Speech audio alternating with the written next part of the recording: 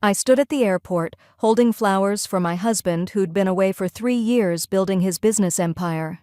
Then I saw him walk through arrivals, with a woman on his arm and 2 small children calling him Daddy. But when she turned around, my blood ran cold. It was my own sister, Clara, the one who vanished 5 years ago. If you think you've heard betrayal stories, wait until you hear this one. A husband, a sister, and a revenge so epic it'll give you chills. Hit that subscribe button right now because you won't believe where this goes. Let's begin. I stood at the airport terminal, clutching a bouquet of white roses so tightly that my knuckles had turned pale. My heart was racing with excitement and nervousness all mixed together. 3 years. It had been 3 long years since I'd seen my husband Nathan in person, felt his arms around me, heard his laugh without the delay of a video call. The arrival board showed his flight from Dubai had landed 15 minutes ago, and any moment now he'd walk through those doors. My younger sister Sophie stood beside me, holding up her phone to record the reunion. She was bouncing on her toes with excitement. "Kinsley, you're going to cry the second you see him, I just know it," she teased. I smiled, blinking back the tears that were already forming. She was probably right. I'd cried plenty over the past 3 years, missing him. But today would be happy tears. Today our life together would finally start again. The automatic doors slid open, and passengers began streaming through. My breath caught in my throat as I scanned every face, every figure. Then, I saw him. Nathan. Tall, handsome, wearing that gray suit I'd helped him pick out over video call last month. But something was wrong. Very wrong. He wasn't alone. A woman walked beside him, her hand resting possessively on his arm, and there were children. 2 small children, a boy and a girl, holding on to him, calling out in their sweet voices. The flowers slipped from my fingers. I couldn't breathe, couldn't think. The woman turned her head, laughing at something Nathan said, and that's when my entire world shattered into a million pieces. I knew that face. I'd known it my entire life. It was Clara, my sister. Clara, the one who'd disappeared 5 years ago, the one who'd stolen $50,000 from our family inheritance and vanished without a trace, leaving only a cruel note saying she'd prove she didn't need me. Sophie's scream pierced through the airport noise.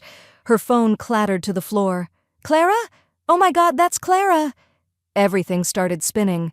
The fluorescent lights above seemed too bright. The ground felt like it was tilting beneath my feet. I heard Sophie yelling my name, felt her hands grabbing my arms, but it was too late. Darkness swallowed me whole, and I collapsed right there in the middle of the arrivals terminal. When I came to, I was sitting in a chair with an airport security guard hovering over me asking if I needed an ambulance. Sophie was crying beside me, holding my hand. And there, standing just a few feet away, were Nathan and Clara, my husband and my sister, together. The 2 children clung to Clara's legs, looking frightened and confused. The little boy couldn't have been more than 4 years old. The girl looked about 2. They had Nathan's eyes, both of them. I stood up slowly, pushing away the security guard's concerned hands. My voice came out strangled, barely a whisper. "Nathan?" He wouldn't meet my eyes. He just stood there, jaw clenched, looking at the floor. But Clara... Oh, Clara had no problem looking at me. She had this smile on her face. This horrible, triumphant smile that made my blood run cold. "Surprised, big sister?" Her voice was exactly as I remembered it, but harder now. Colder. "I told you I'd show you I didn't need you. Looks like I was right." She moved closer to Nathan, wrapping her arm around his waist in a gesture that was clearly meant to wound me. And it did. God, it did. Sophie lunged forward, but I grabbed her arm, holding her back. "How long?" I managed to ask, looking directly at Nathan. "How long has this been going on?" He finally looked up at me, and I saw guilt in his eyes, but not enough, not nearly enough. "Kinsley, I can explain. It's complicated." 4 years, Clara interrupted, her voice sharp and gleeful. "We've been together for 4 years. Even before he married you, dear sister. Actually, especially before he married you." The airport terminal seemed to tilt again. 4 years. That meant Nathan had been with Clara when he met me, when he courted me, when he proposed, when he stood at that altar and promised to love me forever. It had all been a lie. Every single moment.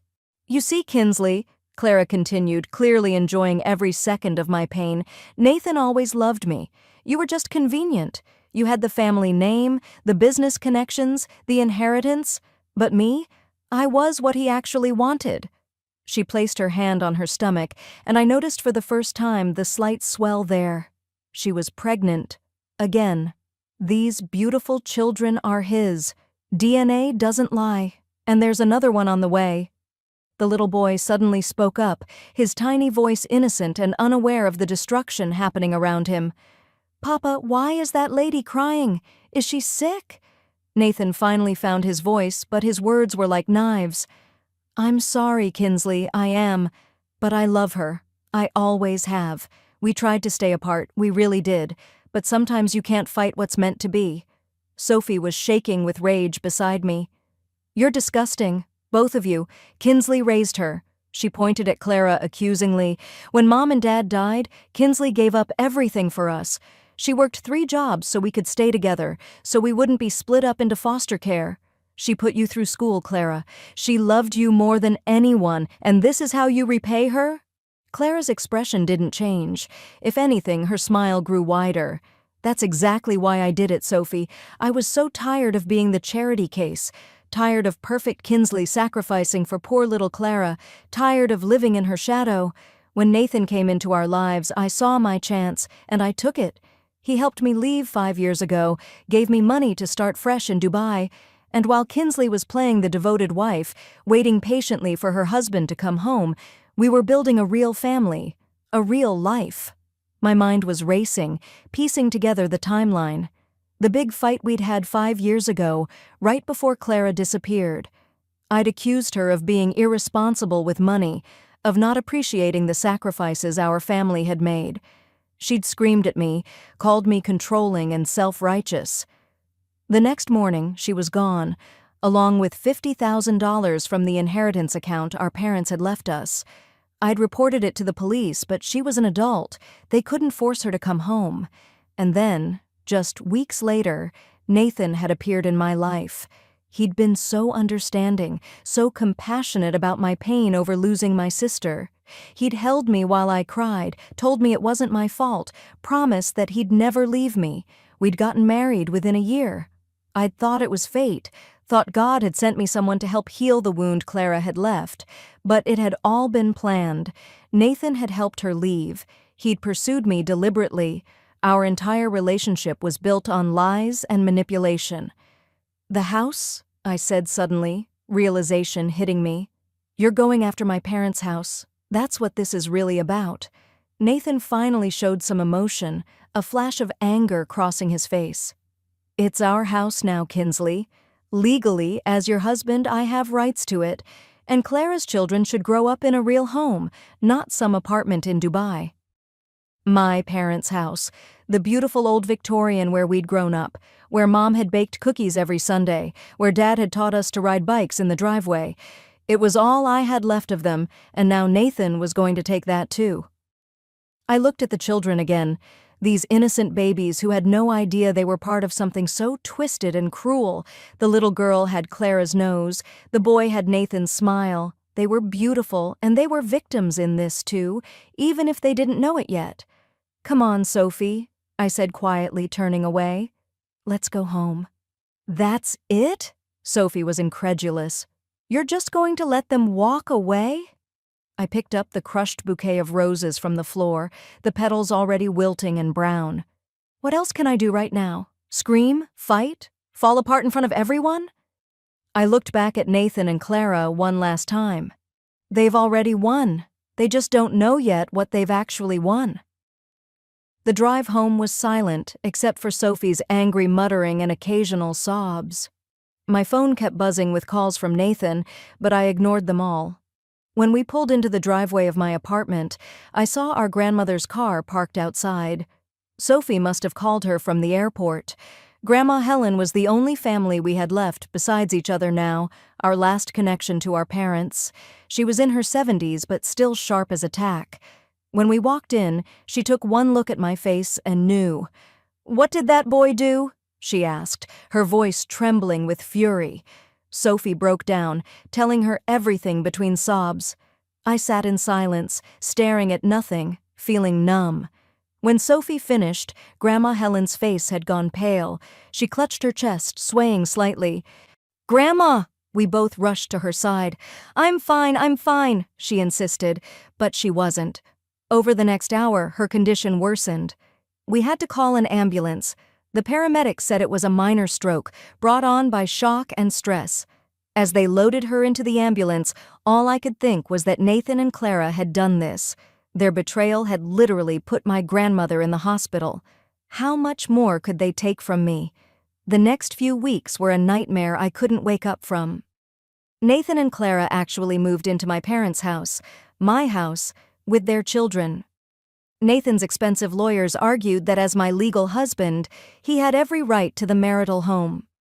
Clara posted pictures all over social media showing her touching my mother's furniture, cooking in my mother's kitchen, sleeping in my parents' bedroom. She tagged me in every single photo, making sure I saw how she'd taken over my entire life. My phone exploded with messages from people I knew, asking if it was true, if my husband really had left me for my sister. The gossip spread like wildfire through our social circle. Some people supported me, but others? Others started questioning what I must have done wrong to drive my husband into my sister's arms. One former friend actually commented on Clara's photo, "Well, she is prettier and younger. Can you blame him?" I deleted all my social media apps after that. I couldn't take it anymore. My business started falling apart too. I'd spent years building my interior design firm, creating a reputation for quality and reliability. But now clients were canceling left and right. Some claimed it was because they didn't want to be associated with scandal. Others didn't even bother with an excuse. They just disappeared, taking their deposits and their trust with them. Within a month, I'd lost 60% of my client base. The money dried up fast. Bills piled up. Sophie had to drop out of college to work 2 jobs just to help us keep our small apartment and pay for Grandma's medical bills. I met with a lawyer named Patricia Chen who specialized in family law. She was kind but direct, and what she told me made my situation so much worse. Nathan had been smart, calculating. Years ago, when we'd first gotten married, he'd had me sign a power of attorney for business purposes. I hadn't thought anything of it at the time. I'd trusted him completely. But he'd used that document to access my shares in my father's company, the 30% stake I'd inherited. He'd been systematically selling them off and transferring the money to offshore accounts I had no access to. "The house is more complicated," Patricia explained, spreading documents across her desk. "Technically you inherited it, but because you're married and it wasn't held in a protective trust, he can make a legal claim to it. And the Dubai marriage..." She hesitated. "Clara has a marriage certificate from Dubai. If they can prove he married her there legally, you might be in a bigamy situation, which actually works against both of you. He could face criminal charges, but it also means your marriage might be considered invalid, which affects your property claims." I felt sick. "So I could lose everything?" Patricia nodded slowly. "He's offering you $100,000 to walk away quietly and not fight the divorce. Honestly, Kinsley, if you fight this, it could drag on for years and cost more than you'd win. He has resources you don't. His family is wealthy and connected. They're already painting you as an unstable, vengeful ex-wife. I'm sorry to be blunt, but you're in a very weak position." That night I sat in my tiny apartment with Sophie and cried until I had no tears left. Sophie held me, stroking my hair like I used to do for her when she was little and had nightmares. "We'll get through this," she kept saying. "Somehow we'll get through this." But I didn't believe her. I didn't believe in anything anymore. The lowest point came 2 months after that horrible day at the airport. I was walking past an expensive restaurant downtown when I saw them through the window, Nathan and Clara dressed in beautiful clothes, laughing together over champagne and fancy food. They were celebrating something. I stood there on the cold street, pressing my face against the glass like some pathetic stalker, and watched my husband kiss my sister, watched him place his hand on her pregnant belly with such tenderness, watched them toast to their happiness while my whole world burned to ashes. Something broke inside me that night, but it wasn't what you might think. I didn't shatter into more pieces. Instead, something hardened, crystallized. I stopped crying, stopped feeling sorry for myself, stopped being the victim. I went home, looked at myself in the mirror, and made a decision. They'd taken everything from me: my husband, my sister, my home, my business, my dignity. But they'd made one crucial mistake. They'd underestimated me. They thought I was defeated, broken, ready to just disappear. They had no idea who they were really dealing with. I sold every piece of jewelry I owned, including my engagement ring and wedding band. I took the money and hired a private investigator named Jerome, who came highly recommended despite his steep price. "I don't just want to know what they're doing now," I told him. "I want to know everything. Every secret, every lie, every dirty detail about Nathan's business dealings in Dubai. There has to be something. People don't just succeed that dramatically overseas without cutting corners somewhere."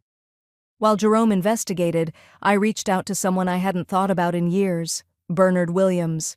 He'd been my father's lawyer and closest friend. After my parents died, he'd handled their estate, but we'd lost touch. When I called him, his voice was warm and immediately concerned. "Kinsley, I heard what happened. I'm so sorry. Your father would be heartbroken." We met at his office and I explained everything, the whole sordid story. Bernard listened carefully, taking notes, his expression growing more thoughtful. When I finished, he sat back in his leather chair and steepled his fingers. "Your father was one of the smartest men I ever knew.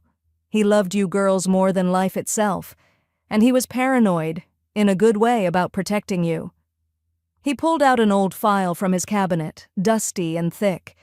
"When your parents updated their will after Clara turned 18, your father insisted on something unusual. He created a protective trust." My heart started beating faster. "What does that mean?" Bernard smiled, the first genuinely hopeful expression I'd seen directed at me in months. "It means that certain assets, including the family home and your company shares, weren't just left to you outright. They were placed in an irrevocable trust with very specific conditions. One of those conditions was protection against what your father called betrayal by marriage. If your spouse attempts to claim or sell trust assets without your explicit consent, documented and witnessed properly, those transfers are void. Legally void." I sat forward, hardly daring to hope. "So the house cannot be legally claimed by Nathan. Any documents he had you sign giving him power of attorney don't apply to trust assets. Your father made sure of that. He never fully trusted Nathan, you know. Thought he was too smooth, too eager." Bernard pulled out more papers. "And this is interesting. To transfer the house, you would need signatures from all beneficiaries. That means you and both your sisters. If Clara's signature is on any transfer documents—" He trailed off meaningfully. "It would have to be forged," I finished, my mind racing. "Because she was supposedly missing for years. There's no way she could have legally signed anything." Bernard nodded. "Exactly. Which means Nathan has committed fraud, forgery, and probably several other crimes. The question is, can we prove it?" Over the next 3 weeks, I threw myself into research and planning with an intensity that surprised even me. Sophie became my partner in this, helping me organize documents, track down records, connect dots. Jerome started sending reports, and what he uncovered was explosive. Nathan's business in Dubai wasn't just successful, it was suspicious. Money was moving through shell companies in ways that suggested money laundering, large cash deposits from untraceable sources, connections to people with criminal records. And Clara wasn't just his wife and mother of his children. She was actively involved in the business, handling accounts, moving money, creating false documentation. "Your sister and your husband are running a criminal enterprise," Jerome told me during one of our meetings. I've got evidence of tax evasion, fraud, and what looks like money laundering for some very dangerous people. But here's what's really interesting. He pulled out more documents. Nathan's done this before, not once, not twice, but 3 times. He finds women with money or assets, marries them, bleeds them dry, and moves on. One of his previous wives is dead. Suspicious circumstances. Another one completely disappeared. The third one filed a police report claiming he threatened her, but it went nowhere because Nathan's family has connections. My blood ran cold. I'd married a predator, a man who systematically destroyed women for profit. And he'd brought my sister into it, twisted her pain and jealousy into something criminal. Clara thought she'd won, thought she'd gotten her revenge and her happily ever after. She had no idea she was just another victim, another tool he'd use and discard when he was done with her.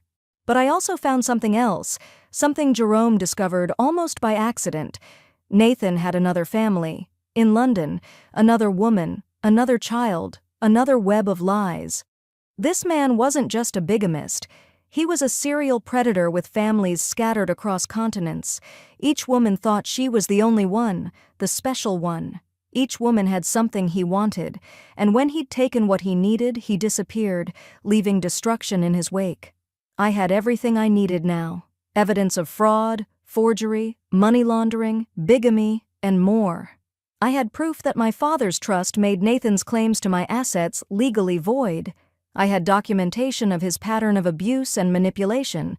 Now I just needed to bring it all together in a way that would destroy him completely, not just legally, not just financially.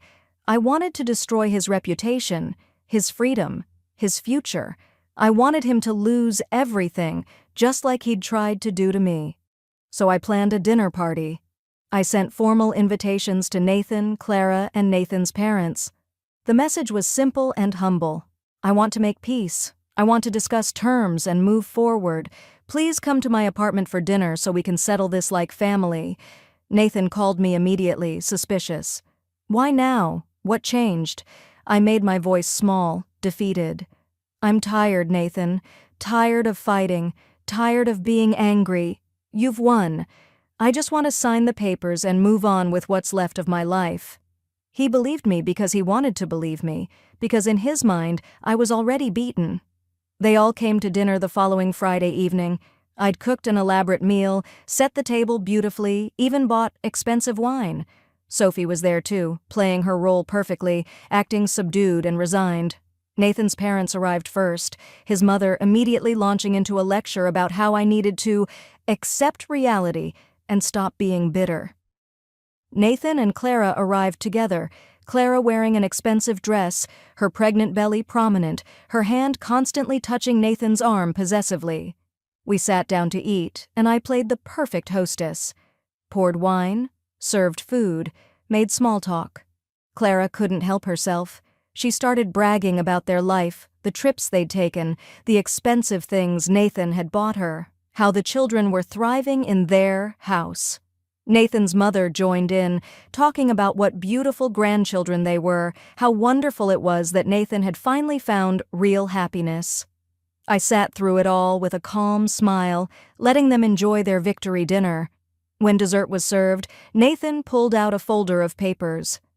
I'm glad you've come to your senses, Kinsley. These documents will finalize the divorce and property transfer. You'll get your $100,000, and we can all move on. He handed me a pen, clearly expecting me to sign right then and there. Instead, I pulled out my own folder, a much thicker one. Before I sign anything, I said pleasantly, I wanted to thank you all, really, because you've taught me so much. I opened the folder and started laying out documents on the table. I learned that trust is a weakness, that family means nothing to some people, that some humans are genuinely evil. I placed down the first set of papers. These are records of shell companies in Dubai, money laundering, tax evasion, fraud. Nathan's face went pale. He reached for the papers, but I moved them away. These, I continued, placing down more documents, are copies of my father's trust documents, the ones that prove you never had legal claim to my house or my company shares, the ones that show every transfer you made was void, Clara's smile had disappeared. She was staring at the papers with growing horror. "And these," I said, my voice growing colder, "are records of your other families, Nathan. The woman in London with your 6-year-old daughter, the previous wives, including the one who died mysteriously and the one who filed a police report against you." Nathan's mother gasped. His father stood up abruptly, his face red with rage. "You did this again? After you promised? After we paid all that money to make the last one go away?" "These are forged signatures," I continued, ignoring the family drama erupting around me. "Clara's signature on property documents from when she was supposedly missing. That's fraud and forgery." Clara started crying, ugly tears streaming down her face. "Nathan, you said this was all legal. You said—" "Shut up!" he snapped at her, but it was too late. I pulled out my phone and pressed a button. The front door opened, and Jerome walked in with 2 police detectives. "Nathan Harrison and Clara Martinez, you're under arrest for fraud, money laundering, forgery, and conspiracy." The detectives read them their rights while Nathan's parents sat frozen in shock. Nathan tried to run, actually pushed past his mother toward the back door, but Jerome had that covered too. Another officer was waiting there. As they handcuffed Nathan, he looked at me with such hatred that I actually felt afraid for a moment. "You'll regret this," he hissed. "I have lawyers, connections. I'll destroy you." I walked up close to him, close enough that only he could hear me. "You already tried to destroy me, Nathan, but I'm still here. And now? Now you're going to prison. You're going to lose everything. Your freedom, your money, your reputation. Just like you tried to do to me and all those other women." Clara was sobbing hysterically as they led her away. "Kinsley, please, I'm pregnant. Think about the baby." I watched her without emotion. "I am thinking about the baby. And those 2 children upstairs sleeping in my parents' house. They deserve better than you. Better than both of you." Sophie had been recording everything on her phone, just as we'd planned. Every confession, every reaction, everything that was said. It would all be evidence, proof of their guilt, their casual cruelty, their complete lack of remorse. After they were gone, Nathan's mother turned to me. She looked like she'd aged 10 years in 10 minutes. "Please," she said quietly, "they'll go to prison. Isn't that enough? Don't destroy the whole family, Nathan's father's business, our reputation." I looked at her. This woman who'd told me I should forgive Nathan's cheating because men make mistakes. This woman who'd fawned over Clara's children while dismissing my pain. "You knew," I said simply. "You knew he'd done this before, and you helped him cover it up. You're as guilty as he is." The court proceedings took months, but with all the evidence we'd gathered, the outcome was never really in doubt. Nathan was sentenced to 25 years for money laundering, fraud, and his connection to criminal organizations. Clara got 15 years, a slightly lighter sentence because she cooperated and testified against Nathan in exchange for reduced charges. The children were taken by social services. Nathan's family was investigated, his father's business was found to have helped facilitate some of Nathan's crimes, and they faced their own legal consequences. All the assets Nathan had stolen were seized and returned to me. The house was legally confirmed as mine. My company shares were restored. I even received $10 million in damages from Nathan's seized criminal assets. Everything he'd taken, I got back. Everything he'd built on lies and crime was stripped away. He lost everything. But the story doesn't end there. 6 months after the trial, I got a call from a social worker named Jennifer. She asked if I could come to her office to discuss Nathan and Clara's children. When I arrived, those 2 beautiful kids were sitting in the waiting room playing with toys. The 4-year-old boy, whose name was Leo, looked up at me with Nathan's eyes. The little girl, Maya, who was 3 now, had Clara's smile. "Ms. Martinez," Jennifer began carefully, "these children need a permanent guardian. Nathan's parents are fighting their own legal battles and are deemed unsuitable. Clara's parental rights have been terminated due to her incarceration. There are no other family members willing to take them. They'll go into the foster system unless—" She trailed off, watching me carefully. Sophie, who'd come with me, immediately shook her head. No, absolutely not. After everything Clara did? You can't be seriously considering this. But I was looking at Leo and Maya, these innocent children who hadn't asked to be born into such a mess.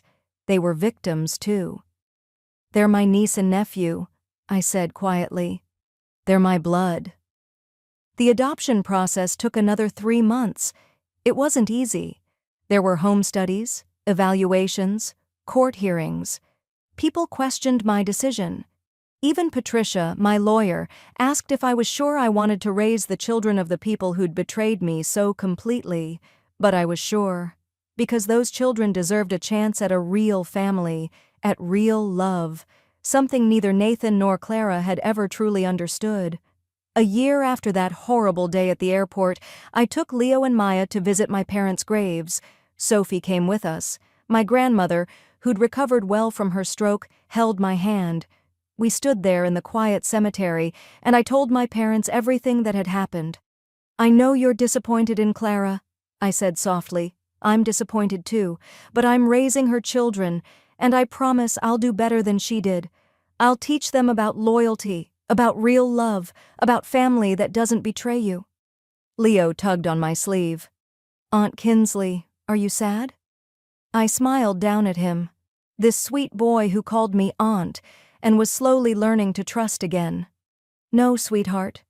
I'm not sad anymore. And I realized it was true. I wasn't sad. I wasn't angry either. I was free.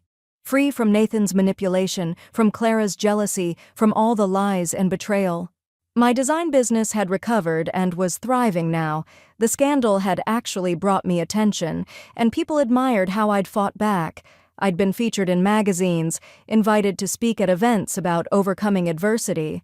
Sophie had gone back to college and was studying law, determined to help other women who'd been victimized like I was. Grandma Helen had moved in with us, helping with the children and filling our house with warmth and laughter. As for Clara, she'd written me several letters from prison. I'd read the first few and then stopped. They were all the same: apologies, explanations, excuses. She claimed Nathan had manipulated her, that she'd been young and stupid, that she regretted everything. Maybe it was even true. Maybe she really was sorry, but it didn't matter anymore. I was raising her children, giving them the love and stability she never could. That was more than she deserved. I did visit her once, about a year into her sentence. Sophie came with me, mostly to make sure I was okay. Clara looked terrible. Prison had aged her dramatically. Her hair was stringy, her face pale and thin, her pregnant belly from that last night long gone. The baby had been adopted by another family. She'd lost everything just like Nathan had. When she saw me through the glass partition, she started crying immediately. Kinsley, I'm so sorry. I'm so sorry. He lied to me too. He promised me everything and I believed him. I was stupid and jealous and cruel, and I'm sorry. Her words tumbled over each other, desperate and broken. I sat there calmly, phone in hand, and just looked at her. I'm raising your children, I said finally. Leo and Maya, they're happy, they're loved. They'll grow up knowing their mother chose greed and revenge over them. Clara sobbed harder. Please, can I see them? Just once? Please, Kinsley, they're my babies. I shook my head slowly. No. They don't need to see you like this. They don't need to know this version of you. When they're older, when they ask about their mother, I'll tell them the truth. That you made terrible choices, that you hurt people who loved you, but that you were once my sister and I loved you too. Sophie wanted me to say more, to really let Clara have it, but I was done. I hung up the phone, stood up, and walked away. Clara was screaming my name, pounding on the glass, but I didn't look back. That chapter of my life was closed. Now, as I sit here in my parents' house, the house I saved, watching Leo and Maya play in the backyard while Sophie helps them build a treehouse and Grandma bakes cookies in the kitchen, I realized something important. Nathan and Clara thought they were destroying me. They thought they'd take everything and leave me with nothing, but they were wrong. They took things, yes, material things. They caused pain, yes, temporary pain. But they couldn't take who I was. They couldn't take my strength, my resilience, my capacity to love and rebuild. In trying to destroy me, they actually freed me from a marriage built on lies, freed me from a sister who never really loved me, freed me from illusions and naivety. And in that freedom, I built something better, something real. My phone buzzes with a message. It's from a man named Andrew, an architect I met at a design conference 3 months ago.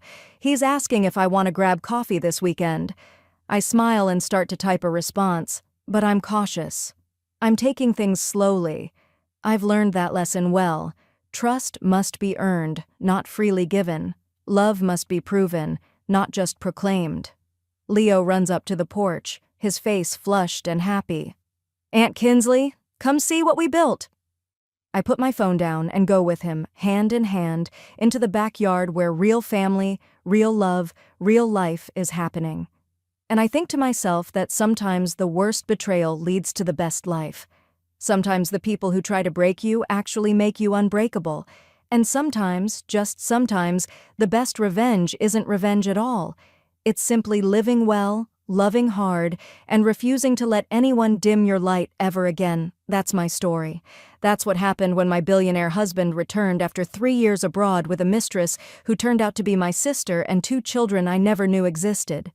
People say what happened next was unbelievable, but I lived it. I survived it.